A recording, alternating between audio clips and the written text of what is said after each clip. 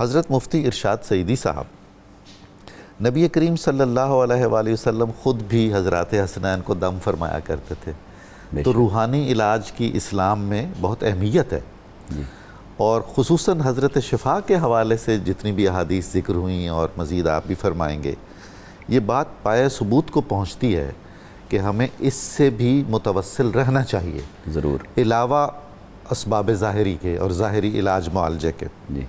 اور پھر حضرت شفا کی جو علمی حیثیت ہے اور جو عملی حیثیت ہے، کتنے لوگ استفادہ کرتے تھے، صحابیات کی استاد تھیں، مشورہ بہت اچھا دیتی تھیں، ارشاد فرمائیں۔ جی بہت شکریہ آپ کا۔ اور آپ نے خوبصورت ایک اشارہ فرمایا کہ روحانی علاج اور جسمانی علاج۔ دیکھیے یہ بات ایک لاجیکل ہے کہ انسان کو جب اللہ رب العزت نے ان دونوں چیزوں کا مجموعہ بنایا، بے شک، کہ اس میں جسم ہے تو جسمانیت ہے اور اس میں روح ہے تو روحانیت تو روحانیت ہے، تو ان دونوں کے تقاضے ہیں اور ان دونوں کے تقاضے اس اعتبار سے ہیں کہ دونوں کو کوئی نہ کوئی بیماری بھی لگتی ہے، اس کا علاج بھی ہے اور اس کی صحت یابی اور شفا یابی کے لیے اسلام نے دونوں کے لیے اقدامات فرمائے ہیں۔ حضور کیا آپ اتفاق فرمائیں گے کہ ہم عام لوگ جسمانی بیماری کے لیے تو فوراً دوڑ پڑتے ہیں علاج معالجے کے لیے، جو روح کو بیماریاں لاحق ہوتی ہیں نہ ان کو زیادہ بودر کرتے ہیں اور نہ ان کے علاج کے لیے کوئی اہتمام کرتے ہیں، یہ ایک بہت بڑی بد نصیبی ہے۔ یقیناً یہ ایک المیہ تو ہے کہ جتنا ہم جسم کی پرواہ کرتے ہیں، روح کو ہم نے اتنا ہی نظر انداز کر رکھا ہے۔ اللہ اکبر۔ جبکہ روح کی بیماریاں تو وہی ہیں جو گناہ ہے، جو نفس کی بیماریاں ہیں، جو شر ہے، جو فساد ہے، جو اخلاقی بیماریاں ہیں، اخلاقی کمزوریاں ہیں، لیکن یہ کہ انسان فی نفس ہی یہ جسمانیت اور روحانیت کا مجموعہ ہے۔ تو جب یہ دونوں چیزوں کا مجموعہ ہے اور فی نفس ہی اس انسان کا ایک ظاہر بھی ہے اور ایک باطن بھی ہے، تو پھر یہ کیسے ہو سکتا ہے کہ اس کا تمام تر علاج صرف اور صرف ظاہر پر منحصر ہو، ادویات پر منحصر ہو، مادی اشیاء پر منحصر ہو اور اس کا کوئی روحانی پس منظر نہ ہو؟ یہ نہیں ہو سکتا۔ تو جب ہم اس کو اس اعتدال کے ساتھ اپنی زندگی میں جمع کریں اور قرآن مجید کی طرف دیکھیں اور آقا علیہ الصلوۃ والسلام کی احادیث اور فرامین کی طرف دیکھیں، تو اللہ رب العزت نے خود قرآن مجید کو جب شفا فرمایا ہے کہ یہ اہل ایمان کے لیے شفا ہے، اور پھر اس کے ساتھ فرمایا کہ یہ شفا ہے سینوں کے لیے۔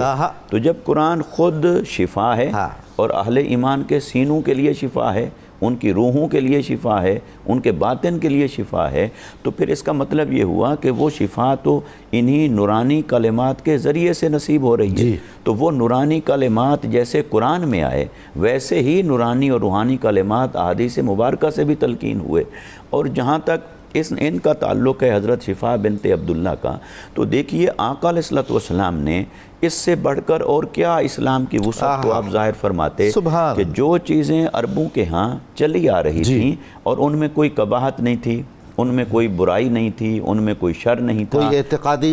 اعتقادی خرابی نہیں تھی، بلکہ وہ دین ابراہیمی کا تسلسل تھا، وہ دین فطرت کا ایک تسلسل تھا۔ تو ان چیزوں کو آقا علیہ الصلوۃ والسلام نے یکسر نگیٹ نہیں کیا، بلکہ ان کی تہذیب کرتے ہوئے، ان کی کانٹ چھانٹ کرتے ہوئے، جو بالکل ٹھیک تھیں ان کو منو ان قبول فرمایا، جن کی جہاں ترمیم اور رد و بدل کی ضرورت تھی انہیں ان کے تبدیلی کے ساتھ جاری و ساری فرمایا۔ اس سے بڑھ کر اسلام کی وسعت کیا ہو سکتی ہے؟ اور یہ جو آج کل ہم دیکھتے ہیں کہ جو تعصبات ہیں یا عصبیت ہے، ایک گروہ دوسرے گروہ کی چیزوں کو اڈاپٹ کرنا پسند نہیں کرتا، یا ایک ملک، ایک معاشرہ دوسرے معاشرے کی چیزوں سے بیزار ہے اور انہیں نفرت کی نگاہ سے دیکھتا ہے، وہاں میں رحمت للعالمین صلی اللہ علیہ وسلم نے گویا یہ اسوہ عطا فرمایا ہے کہ چاہے وہ معاشرہ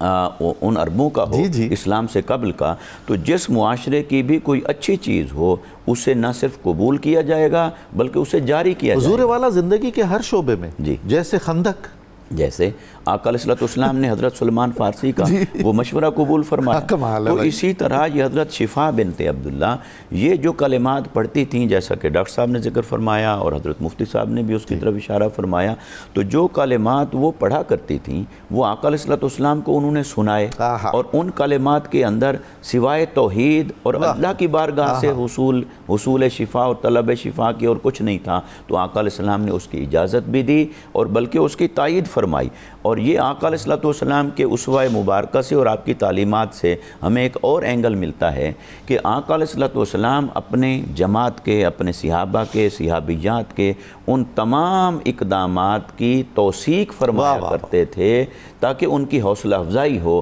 کہ جن کے اندر فی نفس ہی کوئی قباحت نہیں، کوئی مسئلہ نہیں تھا۔ تو اسی طرح جب ان کے ان اقدامات کی توثیق ہو گئی، تائید ہو گئی اور وہ جاری و ساری ہو گئے تو ان کی حوصلہ افزائی بھی ہو گئی، اور امت کو بھی یہ سبق مل گیا کہ آئندہ تمہارا کسی معاشرے سے واسطہ پڑے اور اس معاشرے میں تمہیں کوئی مثبت چیز، اچھی چیز، پازیٹیو چیز ملتی ہے جس کا اسلام سے کوئی کنٹراڈکشن نہیں ہے، جس کا دین کی تعلیمات سے کوئی تضاد نہیں ہے، تو ان کو آپ نے صرف اس بنیاد پہ رد نہیں کر دینا کہ وہ کسی اور اوریجن سے تعلق بالکل رکھتی ہے، بلکہ اس کو وسعت ظرفی کے ساتھ قبول کرنا۔ آفاقی مذہب ہے نا جی اسلام، مذہب ہے، تو اس لیے آقا علیہ السلام نے حضرت شفا بنت عبداللہ کی اس یہ دم فرمانے کی، اس کی آپ آقا علیہ السلام نے اجازت عطا حضور فرمائی۔ وہ لمحے ہم اگر تصور کریں جب حضرت شفا بارگاہ رسالت میں ہوں گی کھڑی،